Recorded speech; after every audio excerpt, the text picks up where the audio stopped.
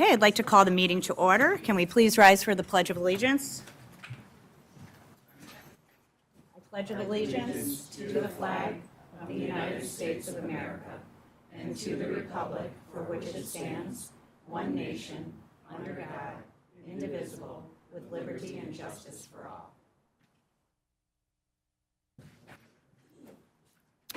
Good evening, everybody. Can I have an approval of the agenda, please? So moved. Any discussion, additions, deletions? All in favor? Aye. Opposed? Motion carries. Moving on to Student Council. Hi, girls. How are you? Good. Hi, we're from the Executive Board of Student Council, and we just wanted to give you guys an update of our upcoming events.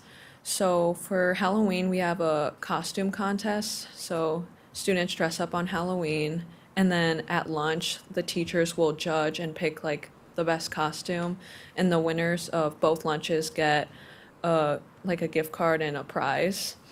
And then we have a pumpkin decorating contest where teachers decorate pumpkins and the students vote on their favorite, and then the teachers also get a prize. Oh, there you go. So we're also working on some upcoming fundraising events. So the first one is Boon Supply, where it's an online website where you can pretty much just order. It's almost like an Amazon, but a percentage of the profit goes to the council. And then the second fundraiser is the pumpkin pie sales, and they're going to be sold the 2 days before Thanksgiving break during lunch. And then those are going to help to raise money for Student Council states. Very nice. All right. I saw the pumpkins over there yesterday. They're pretty fabulous, okay? they are. They're going to have a tough time picking out the teachers. Yeah. Well, thank you so much for coming and giving us that update. Great job on homecoming. Thank you. We don't have middle school here yet, right? No middle school. Okay, next we have public participation. First up is Luke Wood. Welcome, Luke. How are you? Good. Thank you for having this public comment. I'm cognizant I have 5 minutes, so I'll take less than 5 minutes, I hope. Luke Wood, I'm a Grosse-Ile resident. We moved here in June of 21. Retired military, spent 20 years active duty in the Marine Corps. I'm a Yooper. My wife's from Ohio, and we decided Grosse-Ile was kind of right in the middle. So this is where we ended up and where we raising our kids for the rest of their high school. You move a lot in 20 years in the military. The good thing is when you move from one military base to the other, you move in amongst a bunch of other military families, so they're in a very transient lifestyle like you are. So the kids come and go. When we moved here, as most of you know, not a lot of people are coming and going from Grosse-Ile compared to a major military installation. One of the things that our kids were able to do when they first moved here is they were involved in youth sports. They were involved in a lot of the extracurricular activities by the country club and some of the other associations on the island, and they met their friends before they started school. One of those sports was lacrosse. Swim was another one. It lowered the anxiety, the fear of starting a new school, because they knew kids before they joined, and honestly, I can say without question that their closest friends now, for the most part, are the kids who are on the teams with them, whether they're on the swim team, whether they're on the football team, whether they're on a hockey team. So in addition to the Grosse-Ile Red Devil identity, there is the sports identity. We're football players, we're hockey players. You all know that. I'm not telling you anything you don't know. What I'm here to ask for tonight is support to start a girls' high school co-op club lacrosse team. I've been in contact with Mr. Oakler since May. My first conversations with him, with Dr. Carter over the summer, with several other ADs and administrators throughout the Downriver area. We did some surveys. Coach Paul Santoros here from Downriver Lacrosse, who's got the Youth Lacrosse Association in the Downriver area. There is a demand for a girls' high school lacrosse program. Survey says there's not enough in any one school, numbers-wise, to field a team. You have 12 players, plus you have anywhere from 3 to 8 on the sidelines who are subbing in. So it really takes 16 to 18 girls to field a team. We did the survey, some of the schools did their own internal surveys, and the only way to do this, to get it up and running, is to establish a co-op team that would be a club team for a couple years, and then they would look at, as the numbers grew, could they transition to a full-on MHSAA school? Right now, all we're asking for is to be a club co-op team.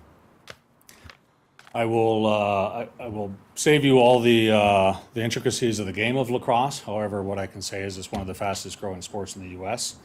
There are over 90 schools here in the state of Michigan that have girls high school lacrosse right now. Most of them are in the Detroit area, Lansing, Grand Rapids, and a little bit up in like Flint and Saginaw, not much north of the 45th parallel. There are, I believe, 18, the last time I looked, 18 NCAA Division I through Division III girls lacrosse programs here in the state of Michigan. When I went to college, Central Michigan University, 20-some years ago, we had a girls field hockey team. The entire girls field hockey team was from out of state because there was no girls field hockey in the state of Michigan in the mid-90s. A lot of the programs that you're seeing growing in the Detroit area and elsewhere are growing because the girls see an opportunity to play college sports here in Michigan in a growing sport that's gaining a lot of popularity. So it's growing. What we're asking tonight is, and I realize this is like 5 days away from when it's due, and I apologize. We've been talking about this since May. Wyandotte and SMCC have established a co-op application, submitted it to MHSAA. It is in draft right now.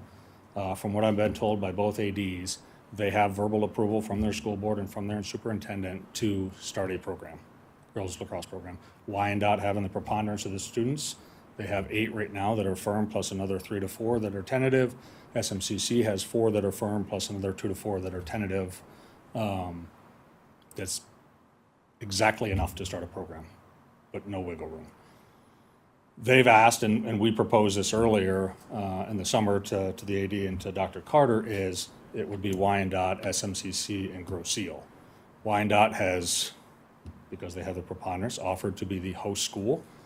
So really all we're asking is for our high school girls to have the opportunity to play on this co-op team in the spring. I know some of the feedback I got was there are programs that have started and since waned, and we want to bring those back. I would argue if there is interest in them now, they wouldn't have waned. They'd still be here. The other thing I would say is funding was brought up as an issue.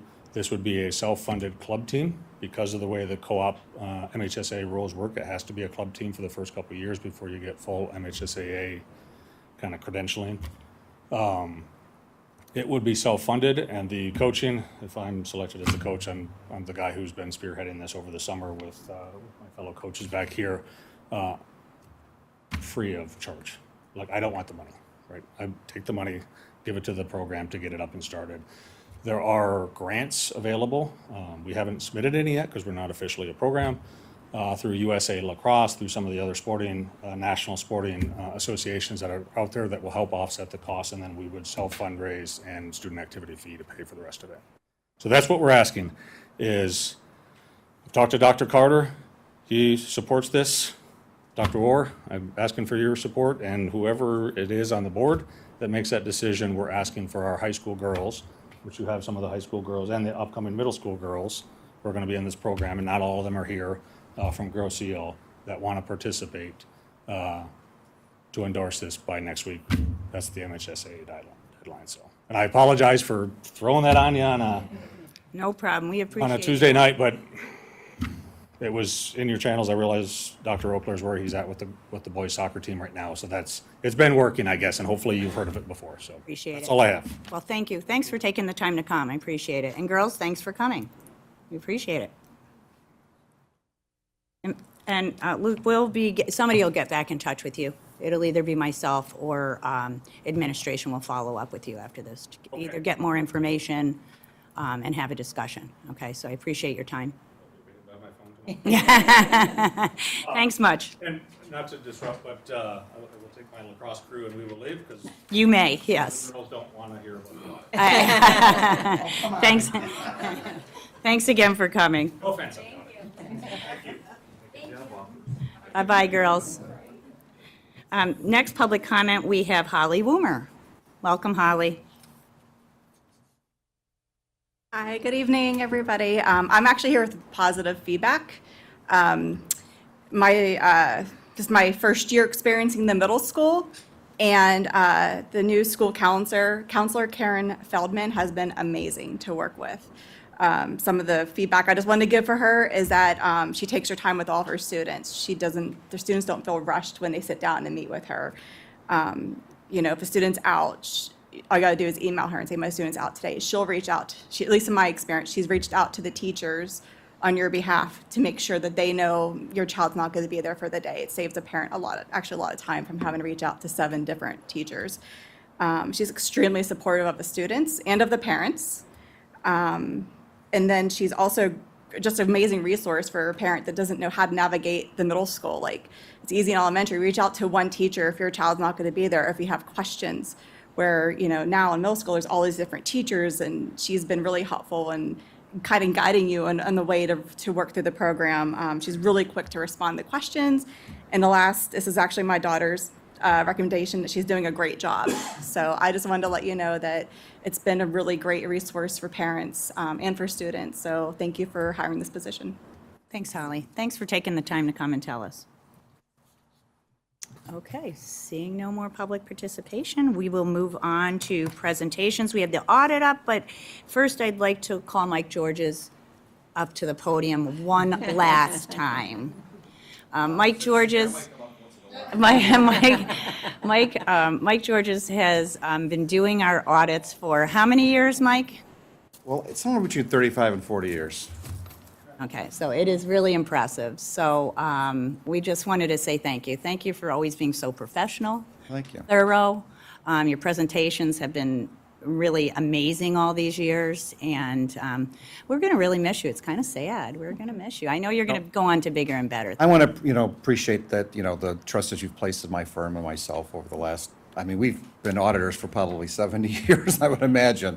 So I took over 35, 40 years ago. And matter of fact, I also served as interim business manager one time. You can't do that anymore, but back then you could. I was telling Tim, one of my big accomplishments as a interim business manager, there was that big lawnmower you had that spreads out. I think I seen it a few years ago. Yeah. No, no. It was a big one. The big one for like the athletic fields back there and stuff. Yeah, do you still have that? It was using it today. Oh, that was like 30 years ago we bought that. It was a big, deal buying that thing, so. But, yeah, I'm gonna keep busy. Some of my kids ran with your kids, especially Suzanne and Dan's, and so I'll be around. I'm gonna get really good at stuff, so if you need your grass cut or anything like that on my island, Some weeding. I'll be getting bored. But I figure, when I turn 70, I can maybe run for president. I figure it's about the right time. It seems to be the thing nowadays, so. I figure I'd be Do you want to add qualified. anything? Because I know you've had the privilege of working with this.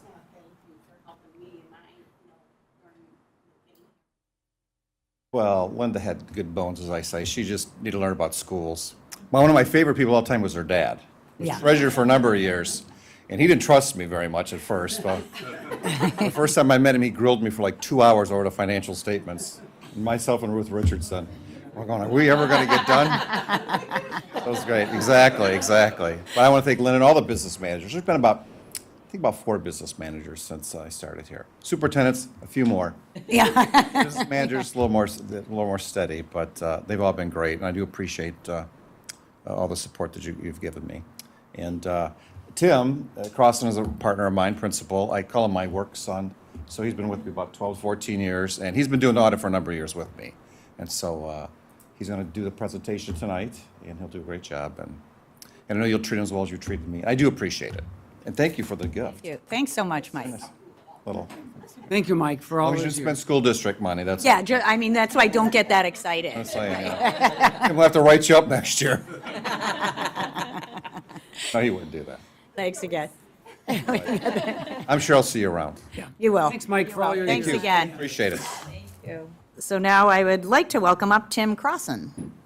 Thanks, Tim. You got tough shoes to fill, you know that, right? I do. I joke that Mike has taught me everything he knows, including his terrible handwriting. He gives me his notes from last year. He says, here, you might want to see what I talked about. I was like, I can't read it. And then I make my notes, and then I think I'm probably not going to be able to read that tonight when I stand up there. So, but yeah, I think Mike and I have been together for probably 12, 13, 14 years. I'm kind of at that point where I stopped counting because, But I've been out here, I think, with Linda and, even previous to Linda with Tony. So I've been pretty involved with the audit for a number of years. Which brings us to 2023. So we've got some slides. We've issued these statements. There's copies that are available either in your board packet or Linda has copies of the financials, the single audit report, and the comment letter. But we're going to go over a quick high-level view here as we've done in the past of the 2023 results. If you've got any questions or anything as we go along, feel free to interrupt.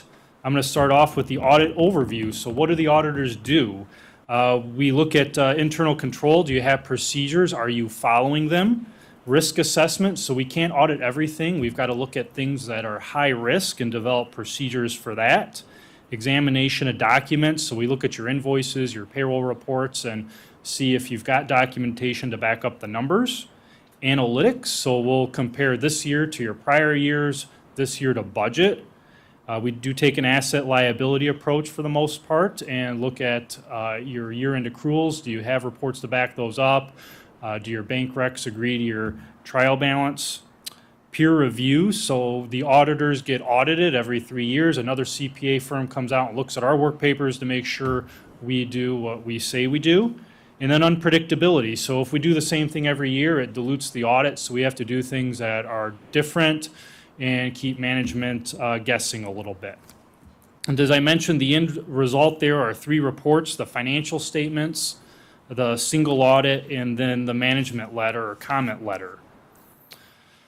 So the financial statements, the unmodified opinion is the highest level of assurance that you can receive, and that's what you've got again out here, which has been the norm since at least Yo, Hungerford, Mike Georges, and his predecessors have been involved. And that's the highest level of assurance that you can get. And there's a quick summary here, but basically the financial records and statements are fairly and appropriately presented in accordance with U.S. GAAP.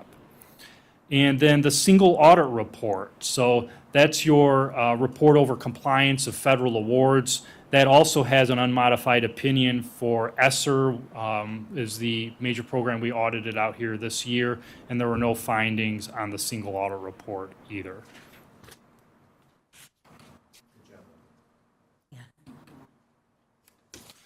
So I'm going to take a quick overview of the numbers. So this is the balance sheet of your governmental funds, general fund, debt fund, capital project, and your non-major funds like cafeteria and student activities.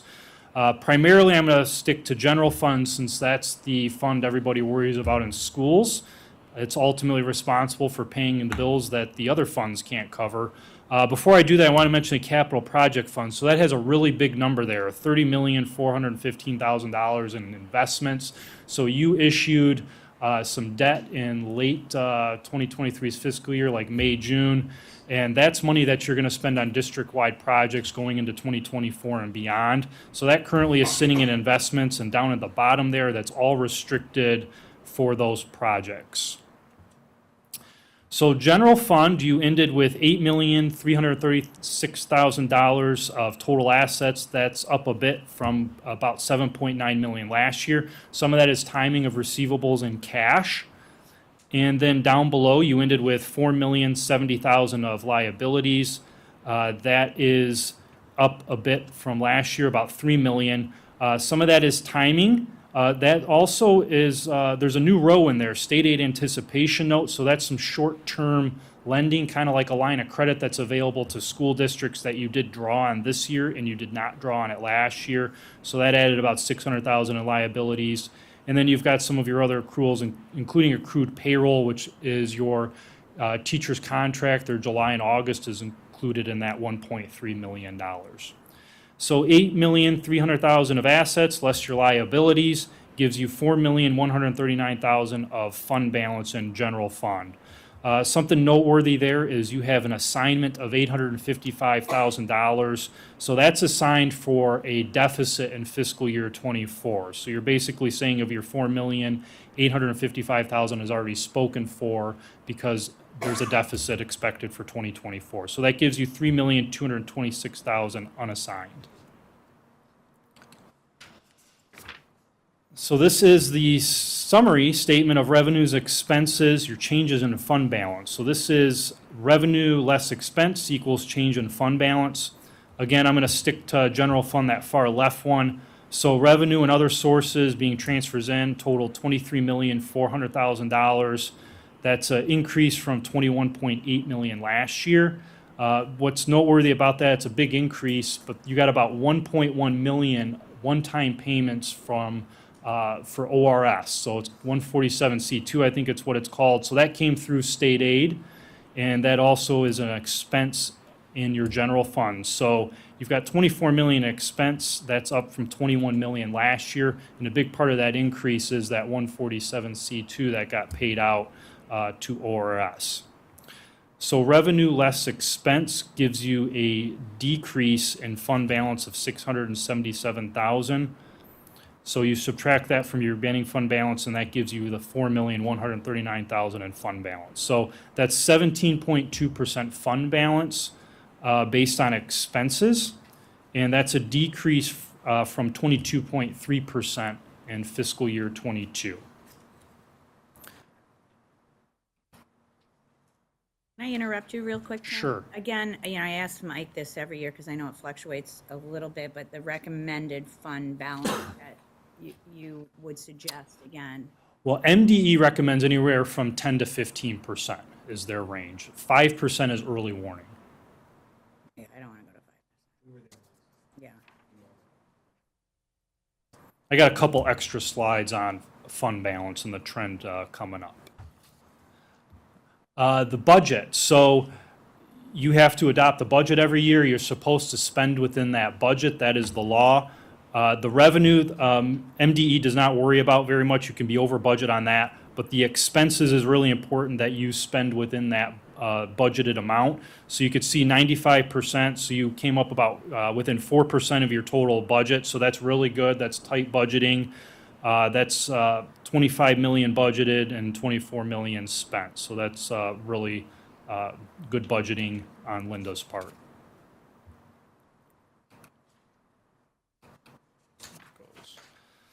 So revenues, where does the money come from?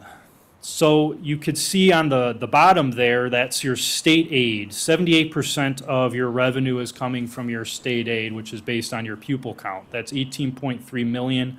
Doesn't change a whole lot year over year. It was 76% last year.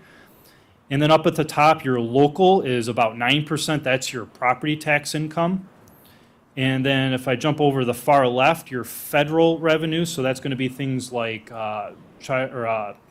ESSER, title, IDEA, that's about 7%. Interdistrict is county revenue, so that could include some special education revenue, but a lot of that's going to be the enhancement millage. And then the transfers in is just a little bit over 0%.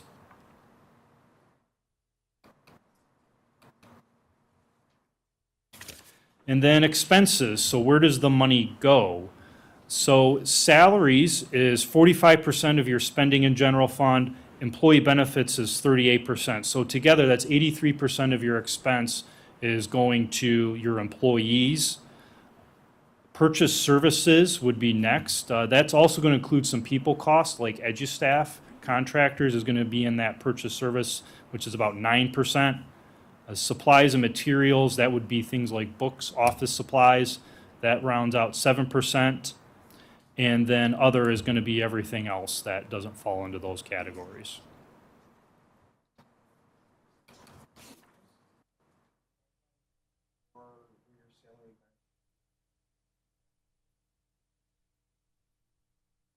It was 83%.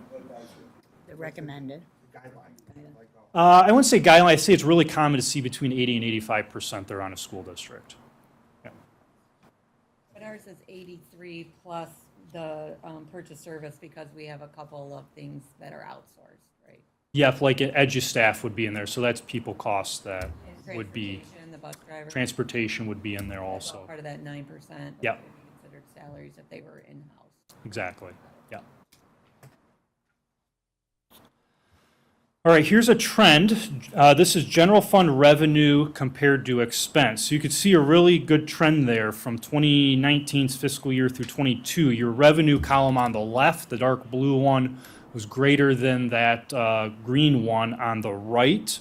So this year they did reverse. So your revenue was less than expense by 677,000, and so you reduced your fund balance this year.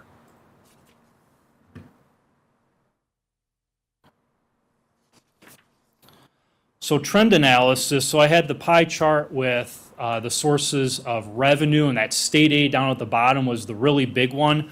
So this is your enrollment trend analysis over the past 10 years. You could see back there in 2017, 2018, you started to trend downward from 1900. And so your pupil count did decrease from 22 again down to 1,597,000. So this is one of the sources of revenue you have that's driven by pupil count, and that's a big one. So increase there in student count really has a really profound effect in the amount of state aid that you're going to get each year.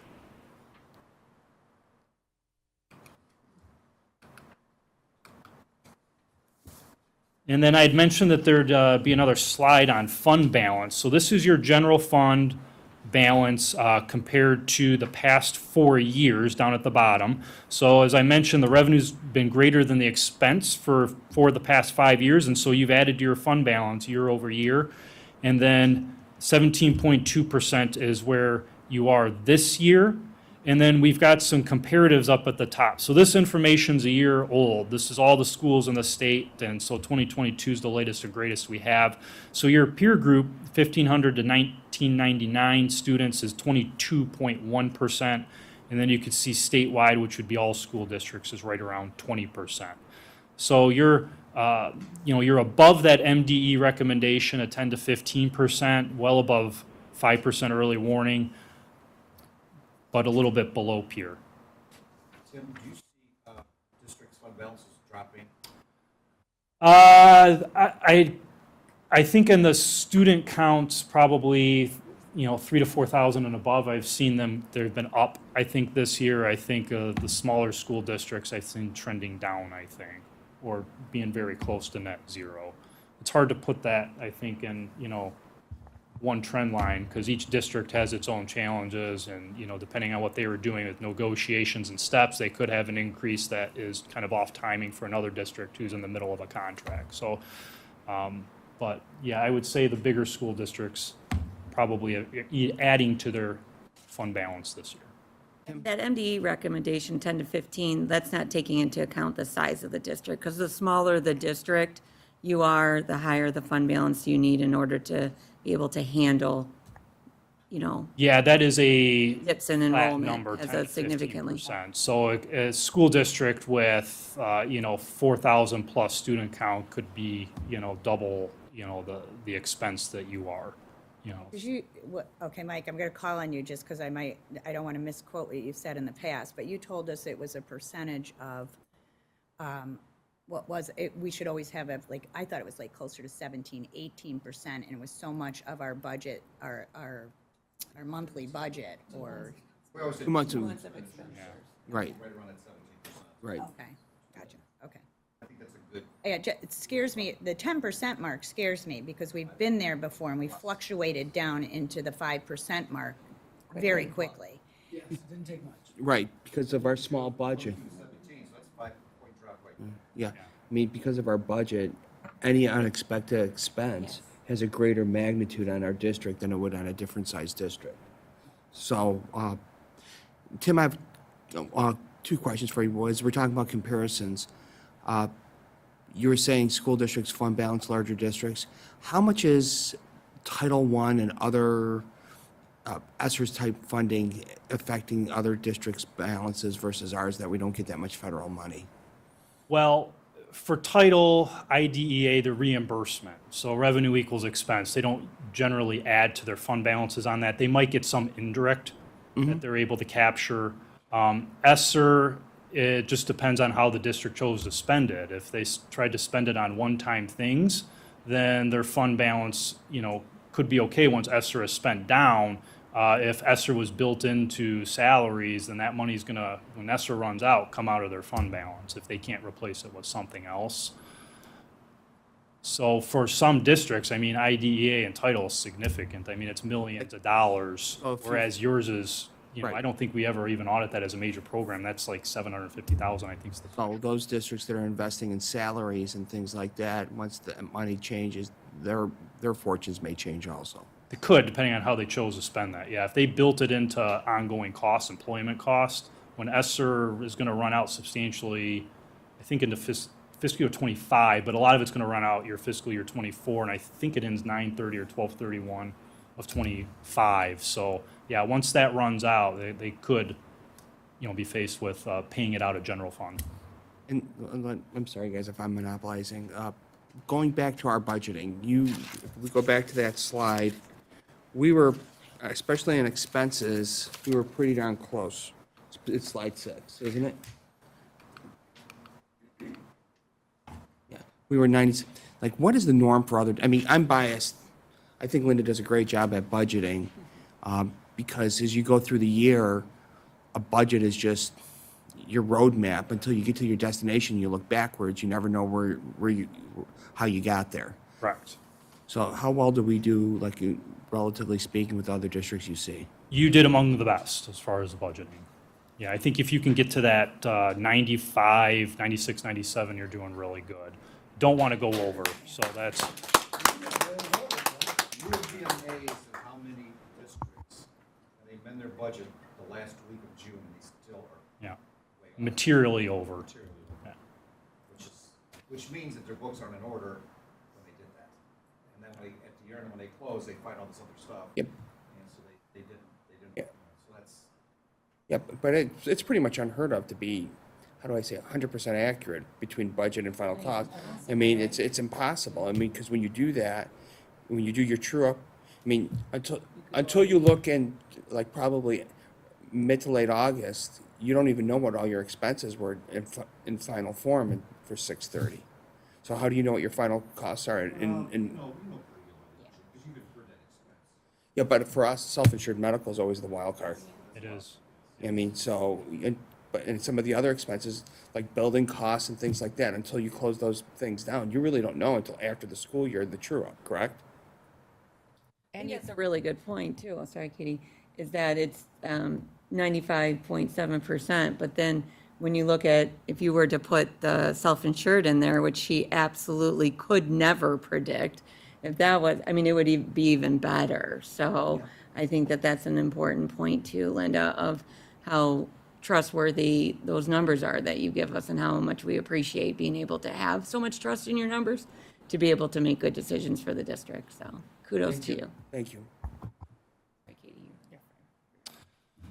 Well, while I've got the microphone, I want to thank Linda and her team, because I know that auditors are disruptive. We pester her with a lot of questions when we're out here for a week, and so we appreciate how she carves out the time for the audit and gets us in and out of here really quickly.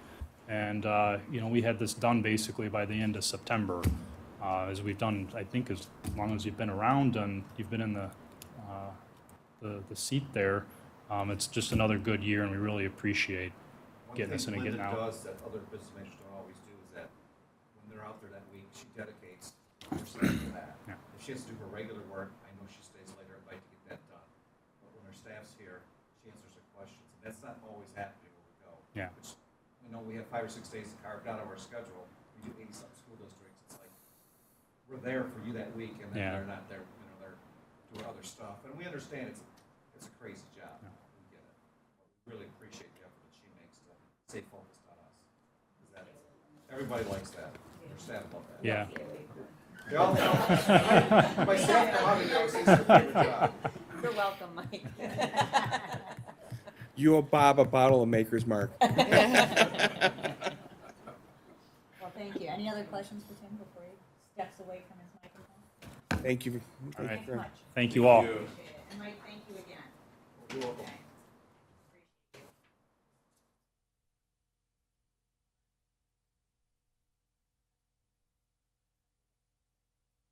Oh, if I had the microphone on. Spain International Travel for 2025. We have Mr. Nick Batishil here. Welcome, Nick. Good evening, everybody. Thanks for allowing me to come by and do yet another one of these with you guys. This one's a little unique this year. I'm looking at other programs that would benefit our kids. Usually we go with a company called Education First, mostly because I'm familiar with them. I went on a trip with them when I was in high school. I've gone on trips with them when Rachel Stoller was here running our French program. They are the forerunners in their field. However, they have some things that are a little bit lacking, in my opinion, in terms of, for example, our students are able to earn high school credit through them. However, they are not an accredited institution, so there's a lot of hoops students have to jump through to get that credit. And having personally gone through their graduate program for some credits, it's through a college that nobody knows. It's Southern New Hampshire University. If our students want to get involved with that for undergraduate credit and they want that to transfer, as we even had a discussion about earlier, that would that really transfer well when students are trying to take advantage of the programs we offer and take that over to other schools like SNHU, what is that? So the alternative is one that we're already very familiar with, World Strides. They work with our middle school to provide our DC trips. They have that. World Strides is mostly they specialize in domestic travel. They acquired another program called Explorica, which focuses on world travel. They are fully accredited independently. And when they partner for undergraduate and graduate credits, they actually partner with George Mason University, which is in Virginia. It's the largest public research university in Virginia. It's highly rated as one of number one research doctoral universities in the country. So I thought that would be a great opportunity for our kids. They also offer a little bit more of a quality offering for our students. EF is a lot of run here, look at this, run here, look at that. And with Explorica, it's much more experiential oriented, which is something that I highly value in these travel programs. Like for example, they are for the Spain program, probably on day 6 or 7, I believe it is, they are visiting a lot of Spanish surrealist art museums, looking at Salvador Dali, looking at Picasso. And part of that is they go to a workshop and make a mosaic of their own, and they can bring that home with them. Whereas EF, they'd probably just go look at one and say, isn't that pretty, and then move on. And I want our kids to be able to do a little bit more. It's also, they try and get kids closer to the city center so kids can get more experience with the city rather than being an hour outside of the city, and we're burning a lot of daylight just transporting kids around. So I think this will be one, we already have a partnership with them because I think the DC trip has been doing this with them for about 30 plus years with World Stride. So something that's familiar and they know us, so that's helpful there. And also the cost is comparable. So it's about the same. We have right now quoted for my program, it's still a hefty price to ask for kids, $4,273 per student. Last time I did one of these presentations, you guys asked what can we do to make things easier for our students, and Suzanne Sasek put me in contact with the Grosse Ile Education Foundation. They helped pay for 18% of our students' travel costs when they went to Japan. EF offered 18%, Explorica offered 20%, not much more, but 2% is still additional. So per child, if GIEF went through with us again, that would get students $854.60 per student. So that would greatly reduce the cost for those students. Then we've got a lot of fundraisers that we try and plan throughout the year to try and help them self-direct some more revenue to help them. So like, for example, right now, selfish plug, we have our gift cards and Poinsettia sale that's going through Schwartz, where all the money that the kids earn for themselves, if they tell the people that, hey, when you fill out this form, put my name down, all of the profits that student earns goes directly to their account with Explorica. I just write a big check from our travel program account. I send it over to them. They allocate it appropriately, similar to what EF did when we did that over the summer. So that's all the new information I really have. Everything really is the same. It's just some slight differences in quality that I think that Explorica offers that EF doesn't. So this is a bit of a trial run for 2025. We're still planning on going to Italy for 2024 and for DC and New York City for those students that didn't get an opportunity to go during the COVID years. But I'm happy to answer any questions that anybody might have about this new partnership. Nick, I think these are great, right? I think these are great experiences. And so I worry about that one kid that, right, might not be interested because that even the $800 Right. is not sufficient because they can't go. Is there a way that you have in mind that we can attract those kids and help them? Can they do an independent fundraising or something? Okay. Yeah, so one of the things that they have too is that if they want to self-direct their own way of fundraising, they know something that's going to work for them. Both companies offer their equivalent of a GoFundMe page so that they can raise money themselves and have people directly donate it to it, maybe talk to their grandparents instead of presents this year. They want some money to help them out. They can talk with me about raising stuff. I know in the past I've had students that did that world's best chocolate candy bar thing where they had, hey, can you put this in my room? And I'll do all the marketing. Kids can buy it from you, and then I'll collect the money from you at the end of the day. A lot of stuff that kids can do. They also have a lot of, specifically, EF has a global scholarship that kids can apply for, but Explorica has more needs-based scholarships that they offer. And then with GIEF, I've been trying to talk to them about the option of if we continue this partnership and it's successful and we get a lot of interest drawn out of it, there's a possibility that we could create some kind of a global scholarship where students who are need-based would be able to benefit from that and get some money that they otherwise would not be able to provide to go on a trip like that. And that fund would go towards helping provide costs for them. Maybe not all of it to them, maybe split up among some need-based students, but that's some of the ideas that I'm tossing around with GIEF right now to try and make that happen for those students. And you're But able yes, to it is a get the- tall price to ask. You're able to get that word out to the students then to Yeah, attract. yeah. That might just not come forward, you know? Yeah, and I send it to parents too, but with the amount of emails that everybody gets on a daily basis, it's easy for those to get through the cracks, so I try and just selfishly promote it throughout the school day. Yeah. If I can, That's yeah. perfect. Okay, all right, thank you. Any other questions for Nick? What? Yeah, I like the education component more too. Yeah, I do too. Yeah, Yeah. very good. Thank you very much for your time. Thanks, Nick. really Oh, quick. yeah, absolutely. What grades is it open to? It depends on the program. So mine are mostly open for students of different of the high school groups. So for example, the DC group is only open to those two classes that didn't get their COVID trip. The Spain trip is open to anybody that would be at the high school at the time of the trip. So we have 8th graders that are not at the high school now, but in the summer of 2025, they'll have completed their freshman year of high school, so they would be allowed to go as well.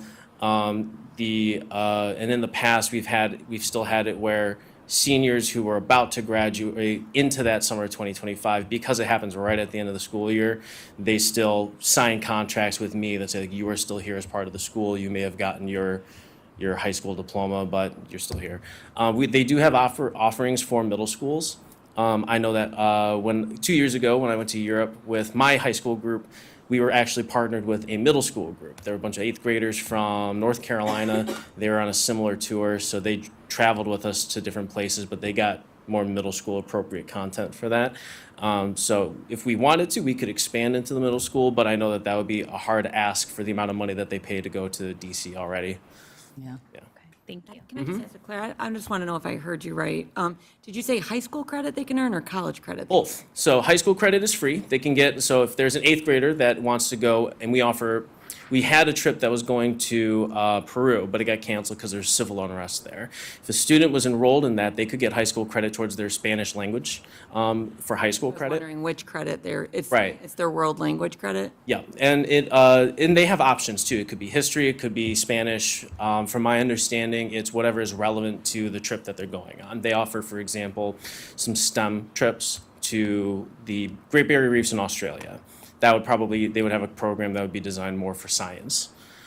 But for college credit, that one is dependent as well on it, and I know that they have like a range of 100 or 200 level classes depending on that. And when they sign up, it is directed at what kind of trip you went on. So from personal experience, when I did my graduate credit through them, it was taking students traveling through world history and how you can connect those trips with the stuff that you do in class and lesson design and things. So they tailor it to the trips that the kids go on. Yeah. That's good. That's Yeah. good. All right. Thank you very much for your time. Thank you, Nick. Thanks for coming, appreciate it. Okay. Next on information discussion, we have new positions. Okay, that's me. We're bringing forth a recommendation for the board to approve two new positions, both of which are grant funded. We received 2 grants. We received one from Wayne County Executive's Office that's going through RISA. That grant is going to supply us with 2 more social workers in the district, which will actually get us to 1 social worker per building, which is, in our view, minimum staffing that we need. So super excited about that. And then the second one is, in addition to the literacy COSA that is grant funded right now through RISA, we're also getting a math COSA as well, which is a coach on special assignment. And we're super excited about that as well. You know, we did not fill a couple of our our instructional coaching positions at the beginning of this year. We were concerned, like Mike and the auditor said, about ESSER running out and having things in those grants. And we've really felt it. And it's hurt our momentum with our strategic plan, and it's caused us to slow down a little bit, and especially Meridian. Meridian's really feeling it. And then we instituted the 5D teacher evaluation, and as part of that, teachers write growth plans for themselves. And what we found is most teachers are writing in there that they want to go through instructional coaching cycles, and now Meridian doesn't have one in their building to be able to do that. So we really want to, we're revisiting the need for those coaches being a high priority area. And, you know, this is just a great opportunity to grab some grant funds and get one in place with the Math COSA. And I'm asking you to actually approve it tonight so we can get those posted. We're already, I can't believe how fast the school year is going already. And it's going to take some time to get, these are going to be hard to fill positions that are going to take us a little bit too, so. I'll take any questions. It's 2 social work positions, right? Yes. Okay. Yep, 2 addition, we have 2 now. One that is split between 2 buildings, and now we will be full, we'll have 4 with these 2, so we will be able to have 1 full social worker in each building, which is fantastic. When I mentioned it to the principals, elementary principals, there was a spontaneous, these guys are laughing, there's literally a spontaneous hug that we saw between our 2 elementary principals, just went, what? And then they hugged each other. So they are super excited about this, and these are very much needed positions. So. Any other questions? Okay. We will move on to bond update. That is me as well. This one's quick. We are at the, we're finalizing the DD, the design development phase with regard to the high school stadium project, which means we are closing in on actually creating the construction documents that will go out to bid. So this is the final design that you see here on the screen, and we are really excited about it. The only final, I guess, decision that we are still toying with is, and it's going to be, do you mind if I get up and kind of point to it on the screen for you? You want to take a microphone? Oh, sure. Forgot these are portable. I'm actually going to go to the one that's on the camera right now, so it'll help. No, it's super quick and easy. If you remember, we talked about how, you know, our spectators will come through here in the new kind of open gate area, and then there's a walkway that'll go to the staircase under the bleachers. So instead of just having one path that comes around, they can go to this walkway or this walkway to be able to go into those sections. What we're talking about right now, we just have the one, and we were throwing around the possibility of a second one, but we're kind of just landing on the fact that if they take this pathway, they can easily get to this staircase or this staircase here. And that's it. So this area up here in red, oh, that one? Okay, thank you. I know, and I should have known that, so sorry, at-home audience. I was pointing towards, and I'm not going to be able to reach it, but this walkway right here. I also want to mention that up top there, right in front of the concession stand, is a canopy area that we're hoping to put in, that we do not have, that's going to be listed as an alternate on the bidding. Depending on how the numbers come back from when we get our bids, we may or may not be able to do that. So just, that's not a promise, but we're showing it now. And really what that is a gathering area for our kids and our families to have a space with shelter. And it's Allen Park. If anybody's been to Allen Park, we saw it there and we loved it when we went on our site visits. So we actually have two. One at the top there and then one down here. The one at the bottoms that you see there, we really think that one's going to be really great for our marching band kids to have a staging area there, as well as I think that's where track and field have their start line, and that's going to be a good area for our track and field kids to use as well. If for some reason we can't afford to put those canopies in, what you see there is grass will just remain grass. If it is canopies, the green that you see under those actually will be concrete. So I will take any questions. But we are moving forward with this design, as you see it. Yeah, go ahead. A little bit of a timeline, just because people keep asking about that as far as when the design should be done, the bids are going out, when the bids are going to be due. I don't want to put you on the spot, but. No, you're fine. And it's hard for me to remember Park Lane versus the stadium, but we are, this once I literally give them the thumbs up tomorrow on this. They're going to be creating the documents, and I believe they're going to be going out to bid. Do you remember, is this the one that's November or February? Foresight was on the campus today just to take some final measurements and take some pictures.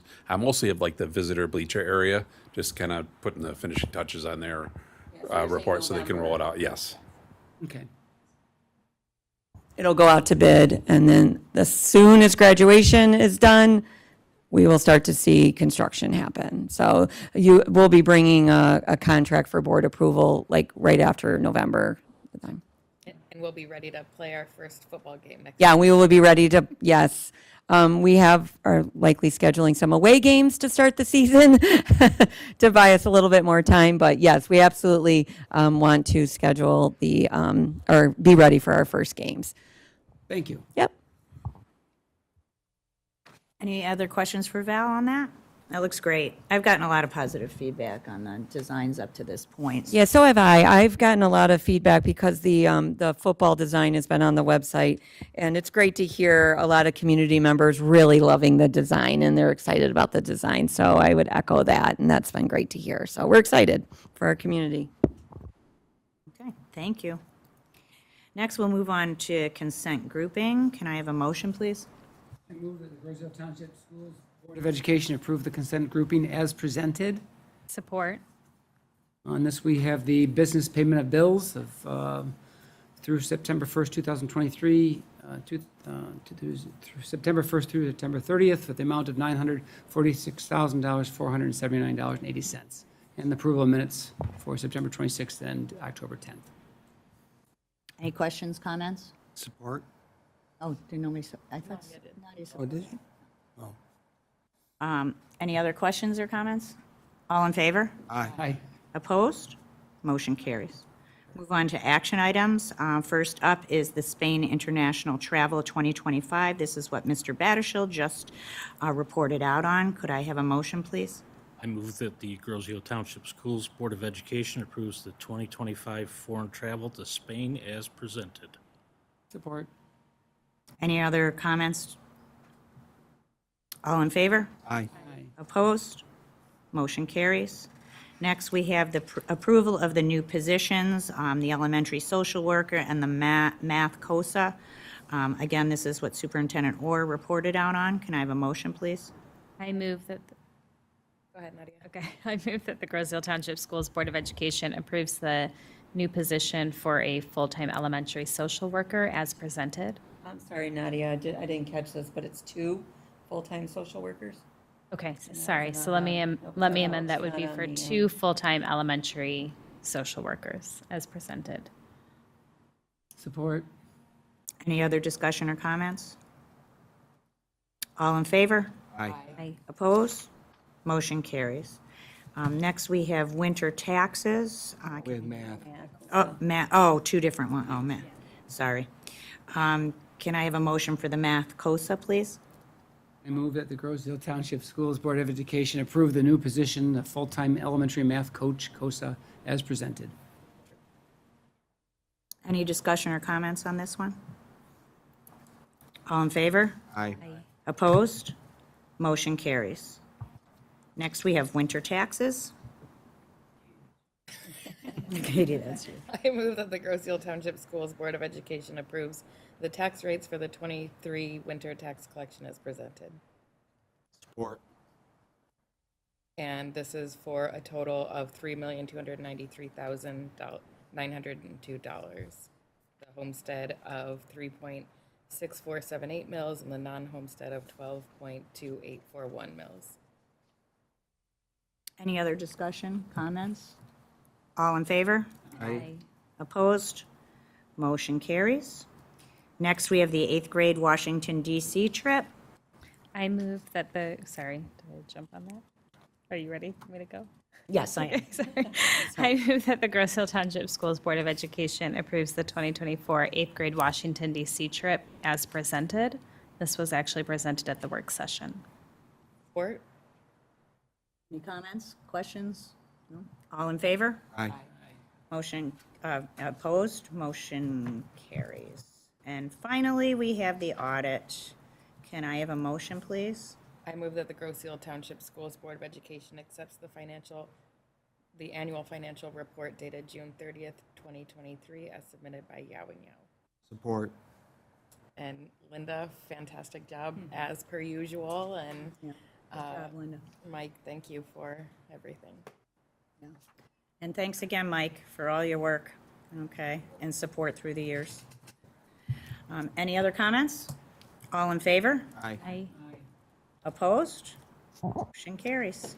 And finally, we're back to Superintendent Orr with the superintendent. I just have a couple congratulations to all of our teams that are in postseason play. We have several of our teams that are still competing, so we wish them, we got our soccer kids out there right now, I think. So we're wishing them the best of luck. Again, just congratulations to Linda on another successful audit. That is a lot of hard work, and I appreciated the auditors really helping people understand that you are special. So it was nice to hear for you. Also wanted to just say that we're making progress on our direct college program that we're trying to bring to Groseal. We've had a couple of great meetings with the University of Michigan Dearborn, and we're really hoping to be able to have something in place in the fall, and I'm hoping to be able to bring a recommendation to the board soon with a contract with U of M Dearborn that would have their professors coming to the high school to be able to teach college courses that students will earn college level credit without having to leave campus, because our kids really enjoy being at the high school and being with their teachers and friends. So this is going to help them with that. So I'll keep you posted on that. I've been hearing something in the community, and we actually had a young lady come to the board and speak about it. And so I just wanted to take this opportunity to hopefully clear up some confusion with regard to, I don't know, lack of a better word, the Groseal rumor mill, with regard to what I'm hearing about us getting rid of Park Lane's library. I just want to be clear that while we are renovating, and the library that's in Park Lane right now will not be there when we get our new building. It is changing. What we've decided to do actually is go from one library to actually 6 libraries, because we are putting a library in each and every one of the grade level neighborhoods. And the reason for that is so that kids have daily access to books instead of having to wait once a week to go to the library to check out a book. We want our kids to have books right there at any moment. They finish a book, they can go grab another one. So we will have classroom libraries in each of the extended learning zones, which is kind of the center of grade level neighborhoods that we are creating. And then there'll also be, the teachers will still have their classroom libraries in their actual classroom.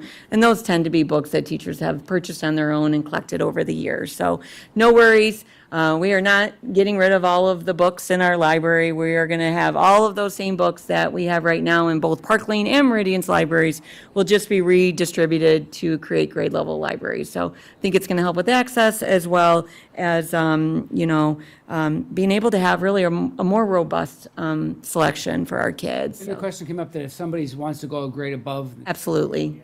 Yep, they can yep, use the other yep, libraries, right? yep. And actually, we will be most likely purchasing more books. Exactly. So Yep, yep. We will make sure that we have a robust library in every single grade level, which I think is actually going to make our library even better for our kids. So we're actually excited about it, and I just want to make sure that there's no confusion out there, because I am starting to hear a little bit of confusion on that. Actually, that's the end of my list, so thank you all.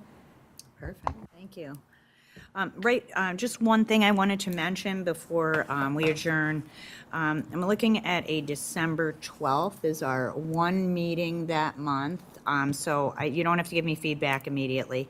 We're looking at potentially doing a work session before that meeting to focus strictly on budget, and we would work with the entire admin team to talk about what we want to do to be able to give Linda the idea early enough of where we're looking at budgeting and where we want to put some of our funding, what our initiatives. December, so that's our regular meeting anyway, so I just want to start at 6, and I know it's tough for some, but I just would like to start it. So instead of having 2 that month, we could always put another one in, but I figured you guys with Christmas, if you could do A work session immediately before a board meeting. So let me know. I'll shoot an email out to all you guys.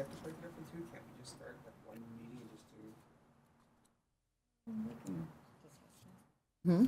We vote on things during our work sessions sometimes anyways, but we just have a regular meeting starting at 6 or? Well, we could. I just wanted to be able to focus strictly on this, and it's And it just, still has a meeting at 7. and still have that, and then have, correct, correct. This is, this is really more about us. I mean, people are obviously welcome to come, but this is more of a, just gathering thoughts. It's not really, we're not voting on anything in that meeting. Okay? All right, so, meeting's adjourned. Thank you. Have a good one, everybody.